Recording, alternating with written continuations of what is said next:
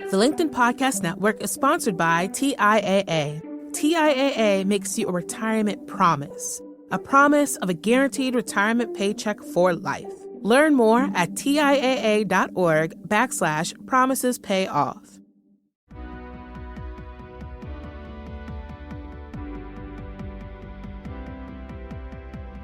I'm Morra Aarons-Mele, and this is The Anxious Achiever. Each episode, we look at stories from business leaders who have dealt with anxiety, depression, or other mental health challenges. How they fell down, how they picked themselves up, and how they hope workplaces can change in the future.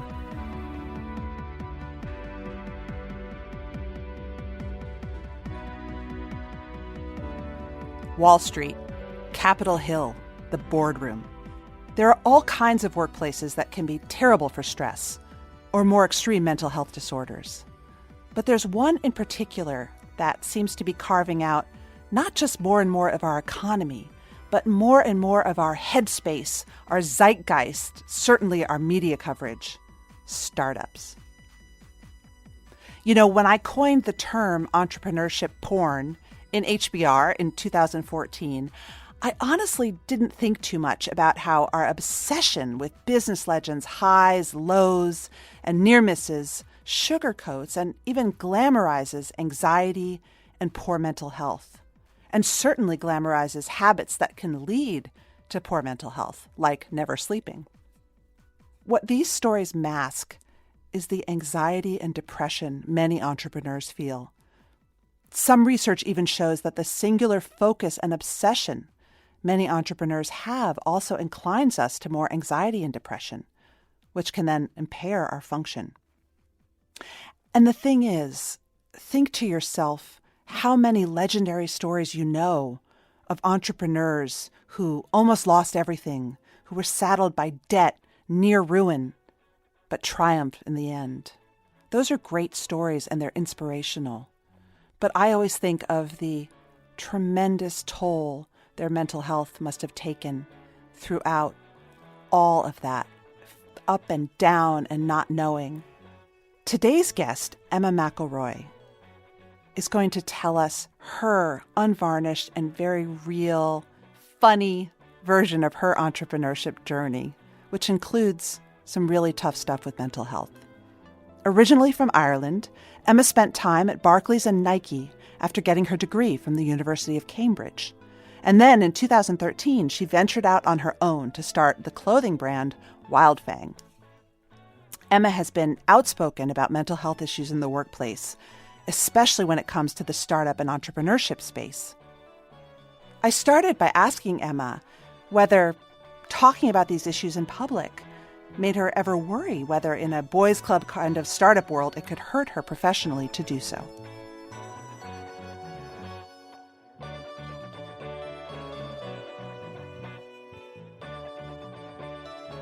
I guess my first question is, you're a CEO, you're an entrepreneur, you're a woman in a field which can be very male-dominated. What made you start wanting to talk about mental health and work so publicly? I love that you did, but I think it was bold. Like, why did you start? I pretty much go through life saying exactly what I think and feel. I try to show up as authentically as I can everywhere I can, because I think there's a lot of stigmas that need to be broken. This is one of them. And as a woman, there are many, many stigmas that surround us. Mental health, obviously, is gender free, but I've talked publicly about it ever since I've become an entrepreneur, because that's when it's affected me most. You know, the journey of being an entrepreneur is really weird. You basically jump into this thing that you don't have the skill sets for, you don't have the experience for, and then you try to achieve almost impossible results and build something that no one's ever built before. So, you know, it's like when an unstoppable force meets an immovable object, right? It's just sort of set up for perfect disaster. And one of the disasters that falls out of it is normally your mental health. You know, so for me, I had a number of things that sort of highlighted it for me. My co-founder left me in the second year with mental health issues. I was a part of a fund out of Vegas, an investment fund out of Vegas, where 3 of the people in the fund killed themselves. Oh my God. Who were all more successful than I was, by the way. So, you know, it's an interesting thing when you look at people who are more successful than you and they kill themselves. That's sort of like a an interesting thing to take on board and to absorb. And then probably 2 years ago, I had a pretty close to a breakdown myself, just through this journey that we go on in startups. So what I found is when you talk about it, it gets better. And what I found is media in particular displays a really singular view of startup. Yeah. They display the view where you get VC funding and you have a hockey stick up and to the right, and then you sell and make loads of money and, fly around in private jets. And most people don't have that story. Even the successful people, I was speaking to someone who was pretty senior at Square recently. Mm-hmm. And, they were talking about, obviously now most of us look at Square as this massive successful thing.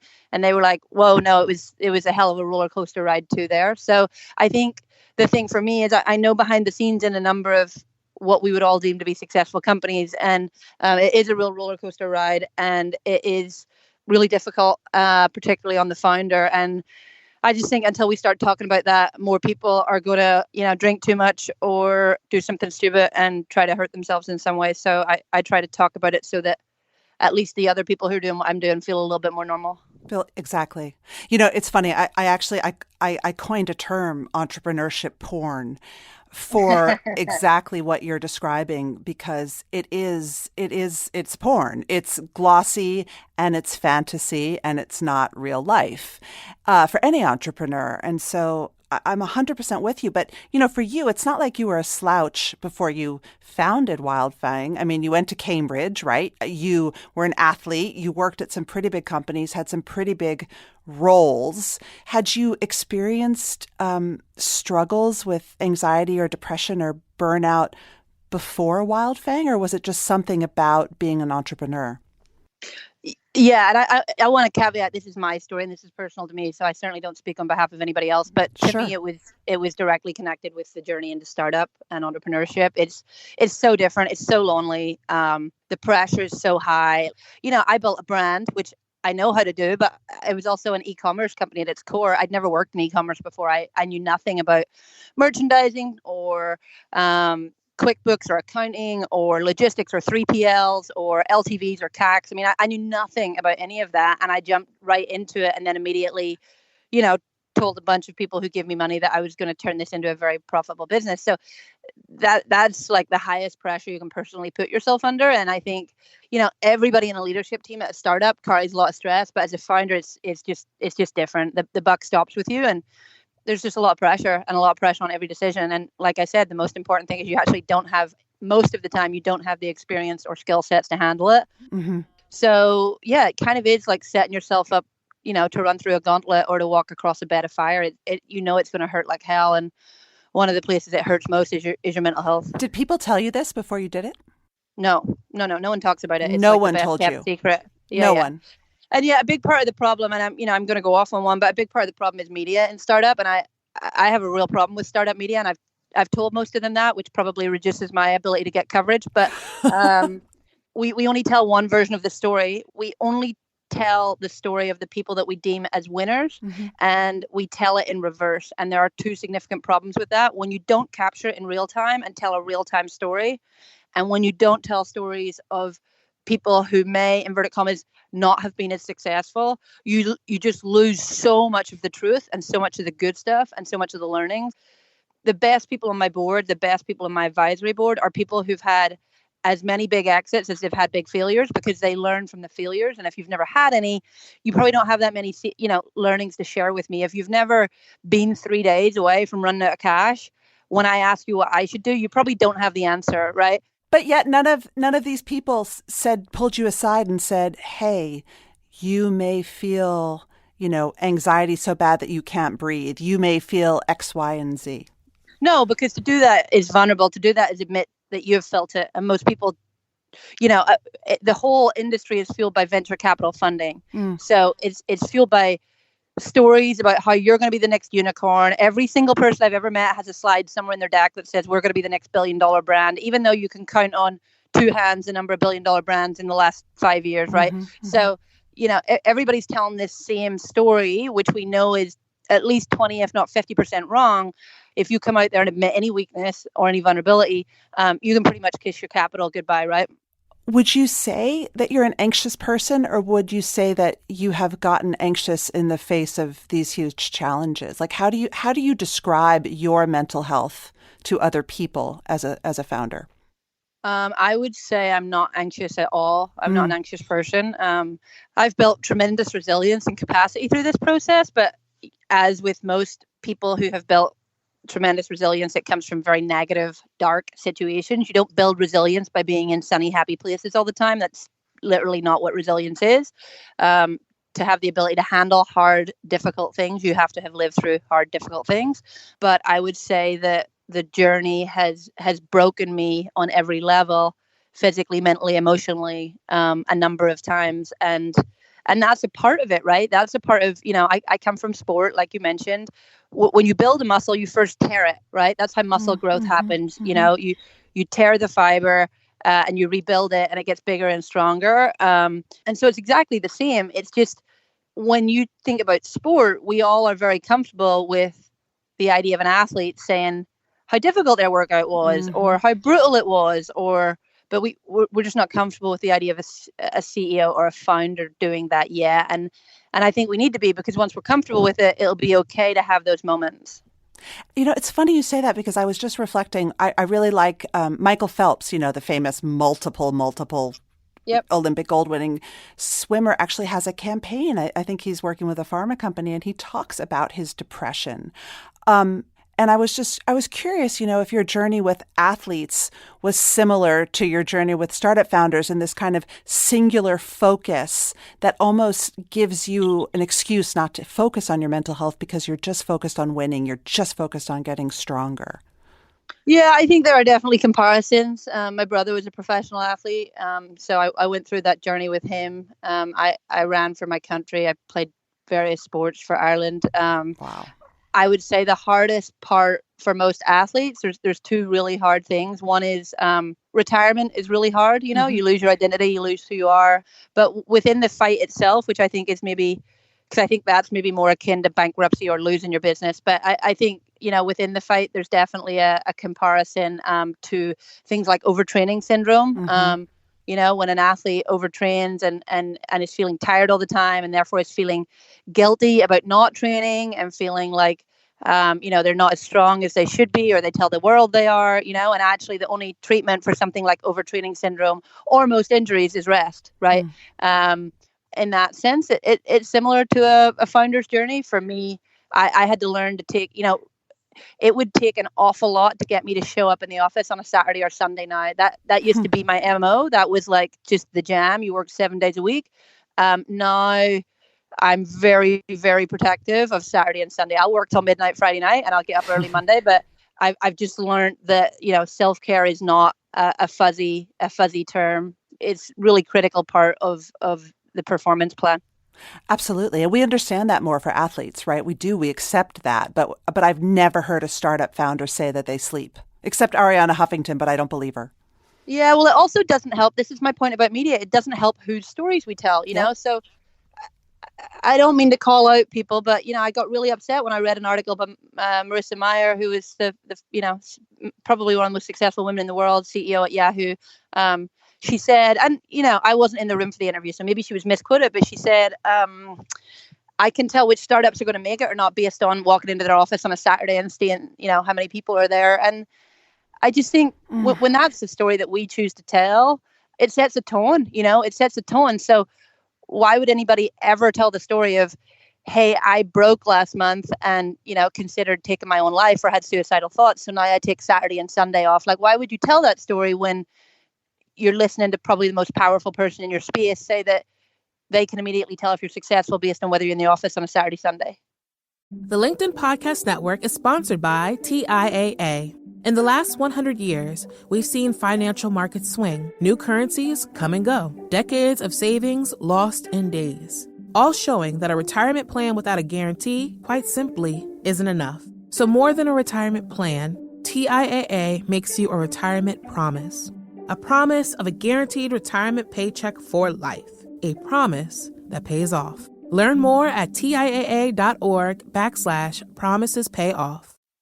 So can we talk through, I don't know if it's okay to talk through your dark times, like how you felt that you've built resiliency. Can you talk us through a moment where you felt I'm going to break, or you and your co-founder both felt that way, and what happened?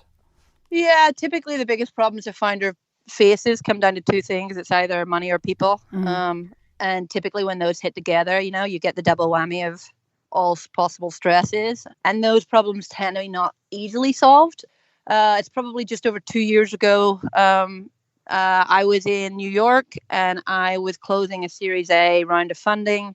And the way fundraising works is, your lead investor sets the terms, and then everybody else has to put their money in first before the lead will commit. And so if you don't, I think in that case, it was a $2.5 million round or so, $2.2 million round. And so I had to get, 1.2 in the bank before the lead would release their capital.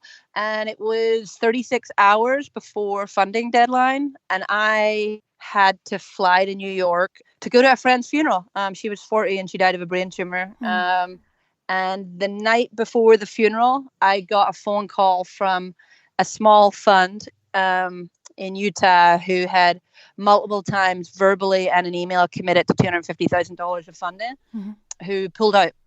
So you can move the deadline. It's just, firstly, it gives everybody cold feet. Like, why couldn't you close it? I want to look at the numbers again. Like, what's going on? Did I miss something?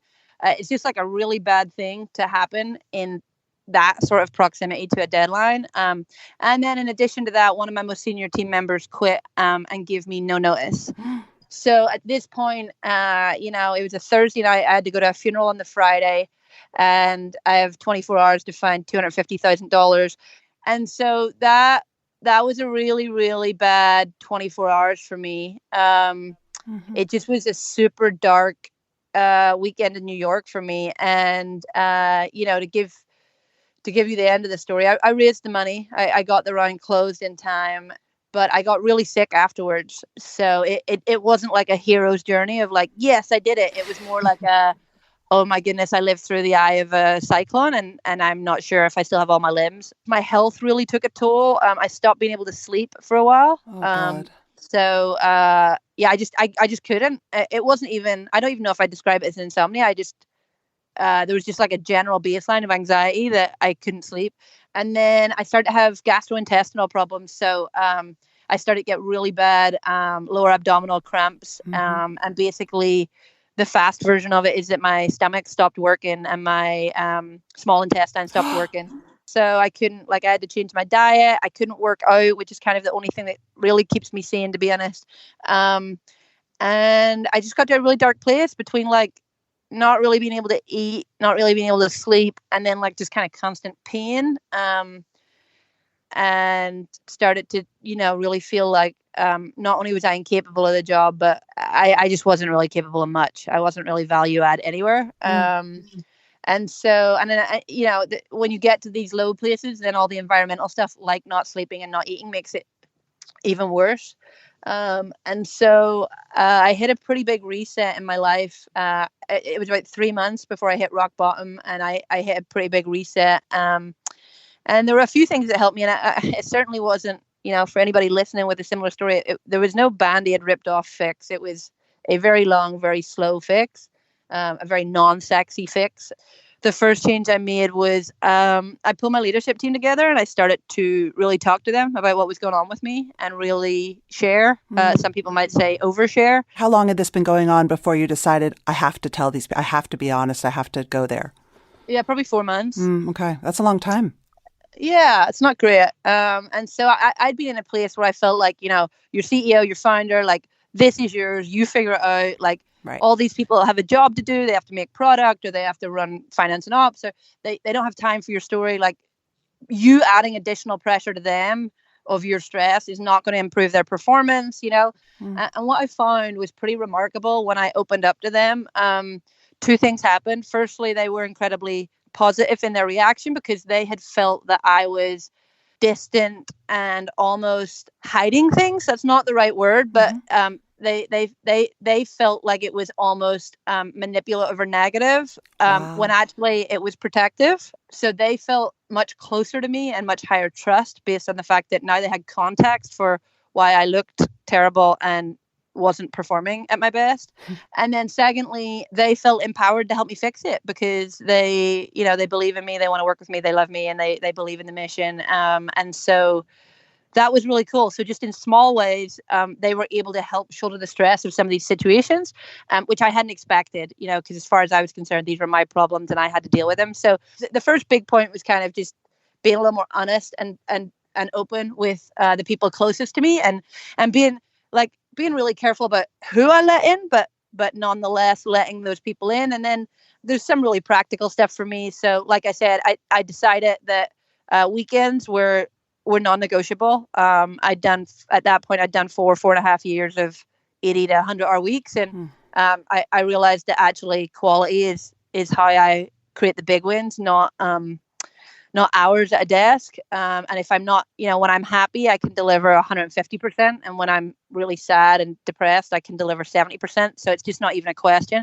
So I just started saying no. I started saying no to lots of stuff, and being really particular about, like, really observant and kind of, Buddhist, if you like, about what fills me up and what doesn't, and the people who fill me up and the people who don't. And I think another thing that most early stage founders feel is kind of imposter syndrome, right? Yeah. So you feel like, you're the least important in the room, and you're like not doing a very good job as CEO, and you're not there yet. And so it's very hard to say no to people, and people that might be important, but they aren't going to deliver the milestones or objectives that are right in front of you. But to say no to them requires a lot of self-worth, because you have to be like, no, actually my time is better spent somewhere else and with someone else. And that just takes time. It takes time to where you're brave enough to be able to do that. And then the last big thing for me is exercise. When I exercise, I can just handle a lot more. Yeah. Things don't affect me as much. And then the last big thing is my faith. My faith has been super important to me to get through some of this stuff. Religion. Yeah, I'm in a very small Venn diagram of queer Christians. So yeah, it's great because both communities sort of hate each other. So you don't have many people to talk to about that. But yes, I am a Christian, and it's super important to me. And it's helped me through some of the worst periods. It sounds to me, Emma, though, that a lot of a thread that you were describing is loneliness, that you were lonely as a founder, and you felt that you had to shoulder this tremendous burden all alone. Yeah, it's the loneliest thing you'll ever do. And no one, people, there's catchphrases like lonely at the top, but it's not. Like when people say lonely at the top, like there's a big difference, if you're making $1 million+ a year with an assistant and a car and great healthcare. And, it's a very different journey when you take no income for 1.5 years. You're living off whatever you've got left in savings. You've downsized into a basement studio apartment with, one room and no windows. And you can't do any of the stuff you used to do. People are like, do you want to go out for a beer? And you're like, if you come to my house with the beer, yes. So, life just changes real quick. And it's being lonely at the top when you have an awful lot of privileges and money is one thing. And then being lonely at the top when you don't really have much is another. So yeah, it's tremendously lonely. It's lonely even with your team, because like I said, there's stuff that you shoulder that they won't. Like I've taken out millions of dollars of personal guarantees. You put it all on the line, and with that just comes a different kind of stress and pressure. You're lonely within your relationship. I've lost numerous partners because of Wildfang, I would say, because it creates it just creates massive stress on your relationship. And it also, it's hard to come home every night and talk about hard things. Like you start to not really be a person that people want to be around, right? Like, it just creates a lot of loneliness even within a relationship. So is it still worth it? What keeps you going? And where are you at now? I think you have to ask that question a lot. Mm-hmm. And I think, it's like the Steve Jobs commencement speech at Stanford, right? Like, if you look in the mirror too many days and it's not worth it, then you got to step out. I had a really interesting, my ex Sarah and I were together for about 4.5 years, and watching her journey was really interesting, where she went from not really feeling like Wildfang was mine and not hers, to them feeling like Wildfang was also hers, and she was a big part of its success because of her relationship with me.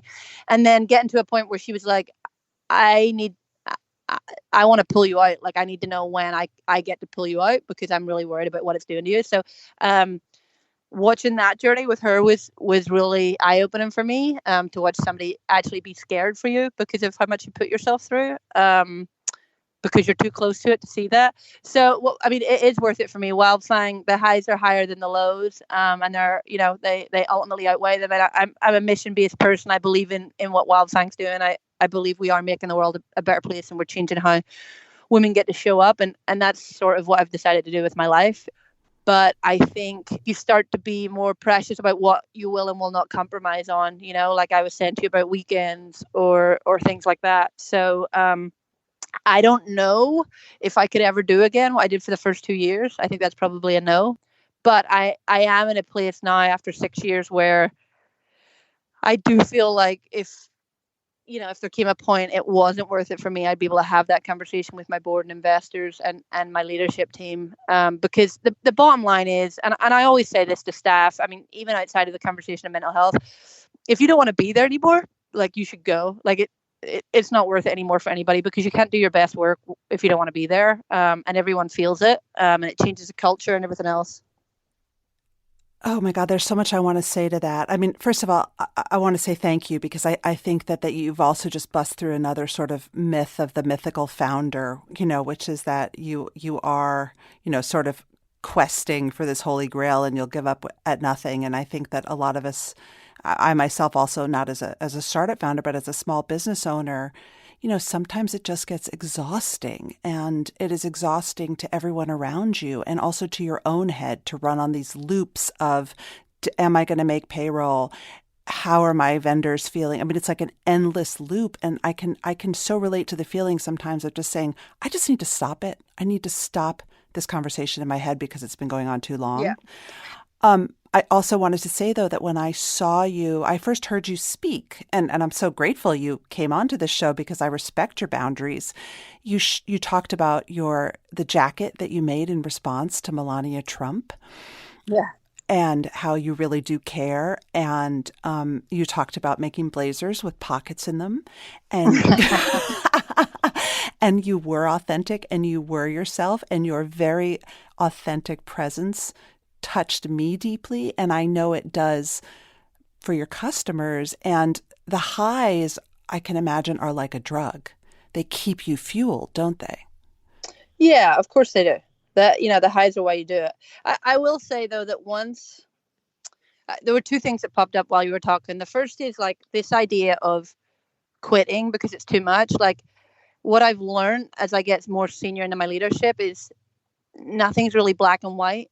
And so it's not really like in the same way that you don't have these big black and white wins, the wins start to get more complex and more things go into them and more people are involved.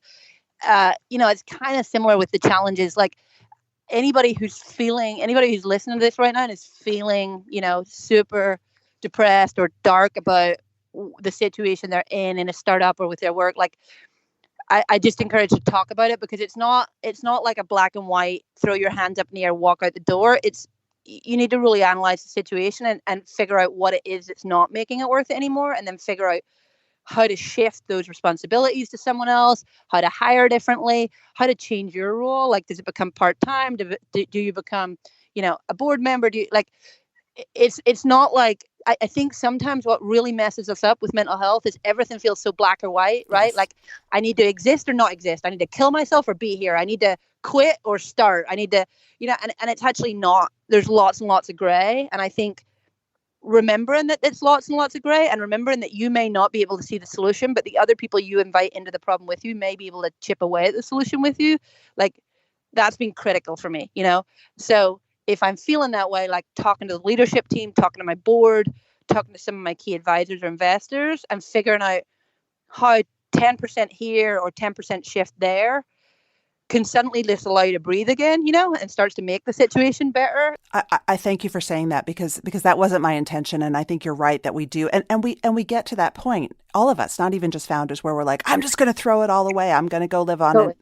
But one of the things also for listeners who aren't founders but are feeling also like they're going to take this job and shove it is, Callie Yost, who I talk about a lot, who's a mentor to me, said that she sees people quit when they haven't even asked their boss for a small change, like being 100%. able to work from home for one day a week. And so our tendency when we're overwhelmed and stressed and miserable is to shove it. But I love your point about getting out of your own head and asking for help and making changes, because no one wants to see us leave and they want to help. And that's the point of your story before, is that people stepped in to help you. They wanted to once you asked.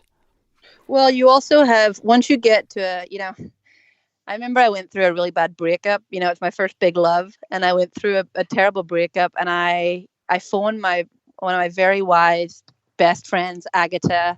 And I phoned her and said, I'm just going to fly out there and ask this person to marry me. And she was like, okay, hold on 1 second. All I will tell you is you should never make a big decision from a place of darkness and sadness. Like, you just shouldn't make that. If you're going to ask someone to marry you, you should be making it from a very positive, stable place. That is a huge decision, and it just stuck with me, the idea of making giant decisions from a very dark place. And the reason is because when you're in those very dark places, your view is so obscured. What you can see is so wildly obscured, and you don't have the full picture. And so when you share that with other people that you trust and you get their input, their ideas, their recommendations, what you start to do is get the whole picture. But, it's almost like, at the end of a movie when the screen sort of disappears to this one little dot in the middle, when it's almost like when you're in that really dark place, whether you're depressed or anxious, all you really have is this pinhole view. Just because your systems have all shut down, you're not at your best and you don't have the ability to take in the full picture. And so what other people do is start to pull that back and just give you a little bit more of a picture. And in other words, you can't see the solution from where you're standing. It's just too hard. And so it takes a lot of trust and a lot of vulnerability to invite other people into that. But often they can see even 10% of a solution that you couldn't. I love that. My last question for you is about creativity, because your brand is so wildly creative. And I'm curious if in all of this work that you've done to give yourself space and boundaries and not feel like you're losing your mind all the time, have you also learned how to create a space to be creative? Like, how does a founder stay creative and visionary while they're juggling all these balls and just trying to keep their head above water?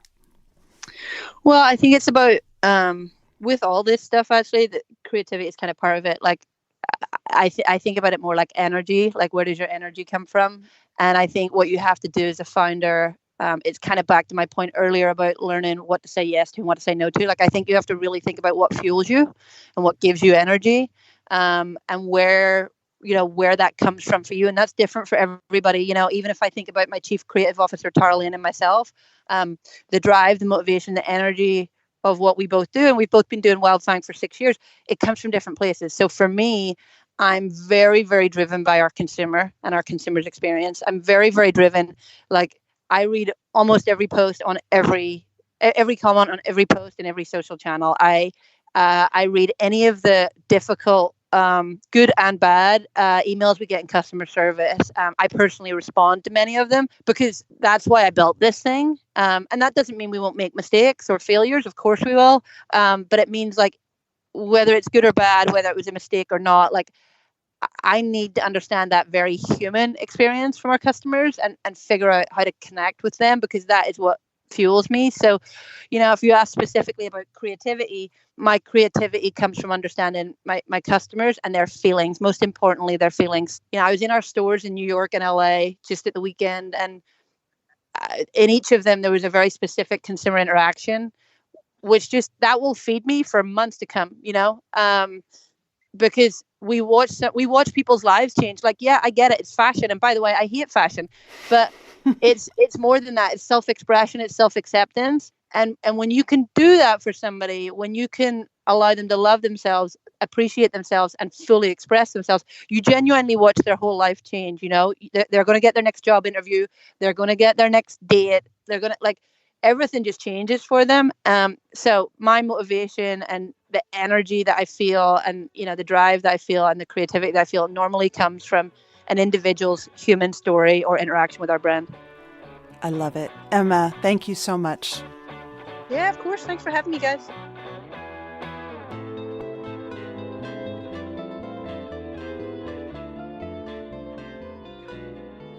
One of the things that Emma touched on, which I think is really important, whether you're a founder or not, no matter what you do, is making time for energy, creativity, inspiration, all that stuff. And it's really easy to dismiss that in a busy life, but I think that it's one of the ways that you can help build resiliency. Emma talked about learning from her customer and getting inspired by her customer, which is amazing. Also very extroverted. For me, I'm an introvert. I draw energy from alone time, and I draw energy from writing. I love nothing more than to have 2 hours, no email, no phone calls, don't see anybody but my cats, to write. And I try to build that into my schedule because I know that for the long haul, it keeps me sustainable. And it's part of my resiliency training, and it helps me with anxiety as well. So I just encourage you to think about, is there an hour each week that you can build into your schedule to do something that feeds your creativity, that feeds your energy? No judgment. It can be watching TV. It can be reading fashion magazines. It can be looking at art, walking the streets, whatever feeds you, because that's important.